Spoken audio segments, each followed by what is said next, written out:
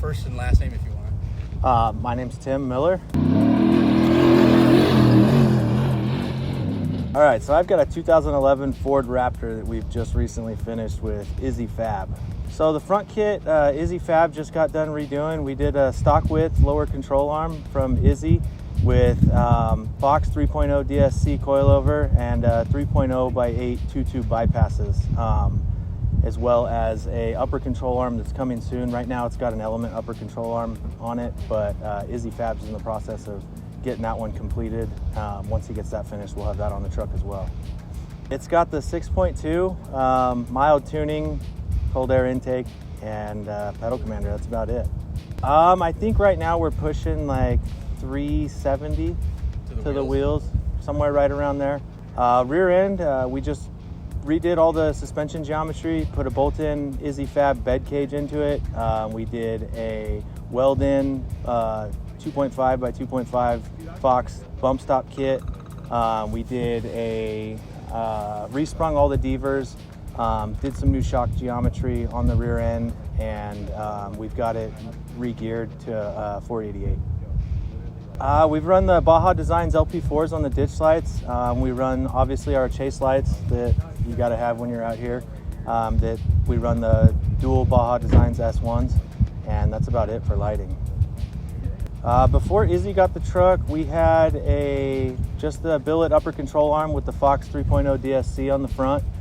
We had the 3.5 by 16s on the rear with a different bed cage setup, plus 4.5 devers and the 2.5 bump stop kit. So we modified a bit of the existing stuff that was there, and still keeping it very similar, still running the same shock package. We just upgraded and added that front bypass to get the dampening. The truck's incredibly heavy and front end heavy, so getting that extra bypass in there has made all the world of difference. I wanted something reliable that I could take the family out in. I've been doing this a long time. I've had, linked V8 Rangers and so on and so forth. I'm just kind of out of that side of it. This thing performs flawlessly, and I can throw my entire family in it and be comfortable out in the desert all day long. AC, heat, windows roll up, and it's just a pleasure to drive. So before Izzy did all the modifications, it was built by another shop, and it had a lot of suspension geometry issues, a lot of bindage.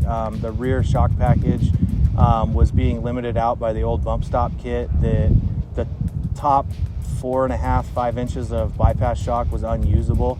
The truck felt very loose in the dirt. It wasn't very stable.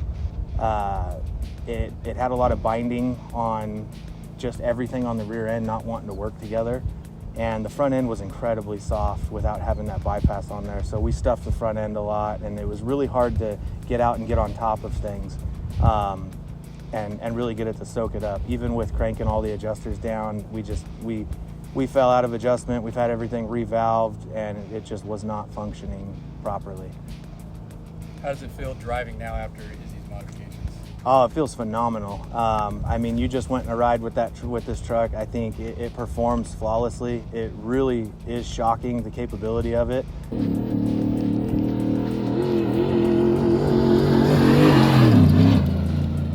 It really eats up the big stuff. It gets out on top of the whoops and stays incredibly stable.